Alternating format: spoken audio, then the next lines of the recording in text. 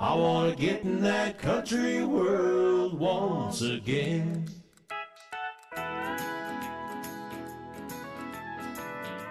Morning, Emmett. Good morning, Addie.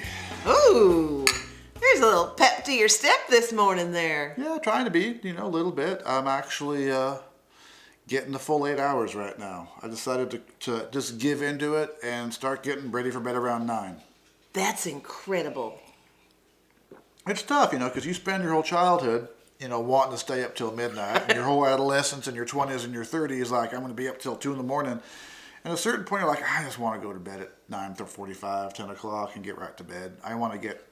I need those 8 hours. Lord, yes.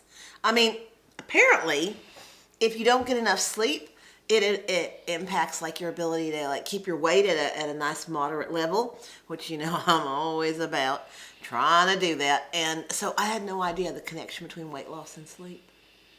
I was not fully aware of it, but it makes sense. Yep. If your body's not regulating properly because you're denying it what it needs, Yep. I can see other things going haywire. Yeah. Well, good for you, self-care here at the top of the new year. I'm trying, that's the thing. It's a new year and it's time to take care of ourselves. And I'm not going to join a gym, not in the current times, not in the current climate. Lord have mercy, no. The Lord knows I've tried it in the past. We all do that. Yeah, and then you get that gym membership, and then you can never get it off your credit card. Oh, it takes forever. It's a big thing. And Lord knows I mean well, you mean well, we all mean well. Yeah. But how many times do we go to that gym 3 times? There's now an app to help you get rid of subscriptions you forgot you knew you had. Yeah, and that's a good thing. But, man, it's kind of unfortunate we got to pay for a service to help us stop paying for services. I know! There's something about that that's just ironic as all get out. Is that the right word, irony, for that? Well, yeah, it's an unexpected outcome. Yeah, there it is. One that has a certain degree of literary significance, ultimately. I mean, irony is a literary form. So it is. Theoretically, nothing in real life could ever actually be ironic. Oh, don't tell that to what's her name? Oh, I know. That poor woman's heard so much about that song over the past 20 Lord years. have mercy. And I'll be candid. I wasn't a big fan, but I've grown to have more respect for her. Mm-hmm. We're talking about Miss Morissette, so yeah. No hard feelings. I've really come to respect you.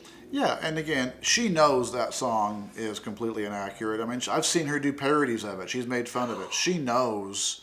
So I don't think she needs us. I didn't know she made parodies of her own song. I like that. Well, it was like a little, I don't know, some late night talk show thing, where she was in on the joke, and she's like clearly past it. Well, I would think by this point. Well, one would hope, but some folks never get over stuff, Oh, Lord, I mean, you and I both true. know people in our family who have not gotten over things 20 years ago. Uncle Stu. Yeah, he's one. Yeah. I don't think we should talk about that. Well, no, we don't got to talk about details, but we can definitely give examples of sometimes a thing happens and a person just can't let go of it.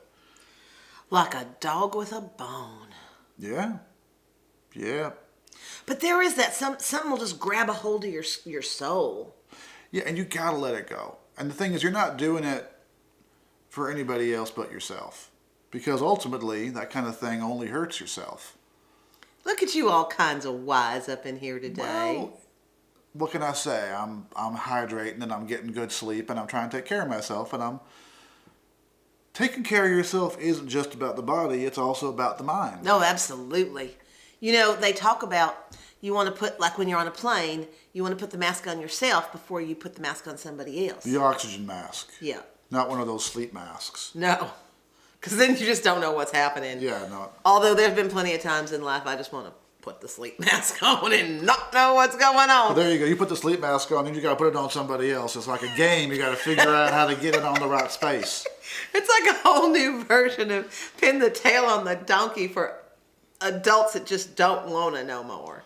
And then the worst thing is the person you're sitting next to while you're putting your mask on, they got up to go to the bathroom and you're reaching over to some other poor person, you're trying to do something on their face. Oh, my lands.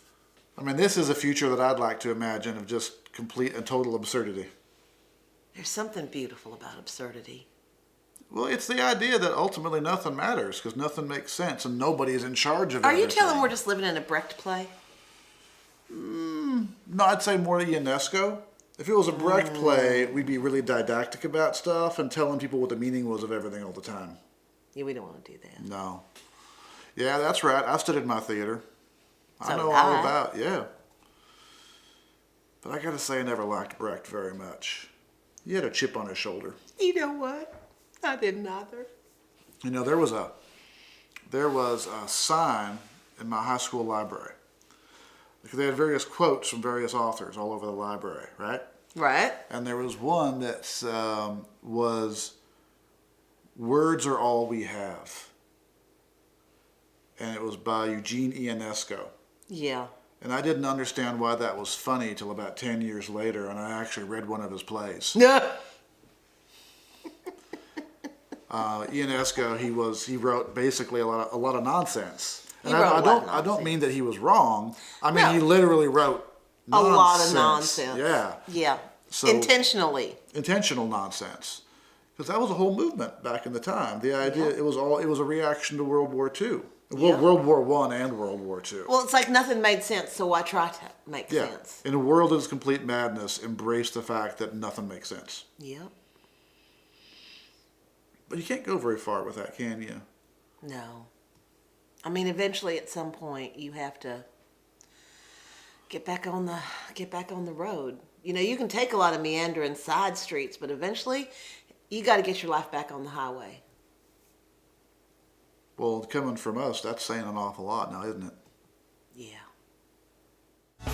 So bring me the country sound when the sun goes down.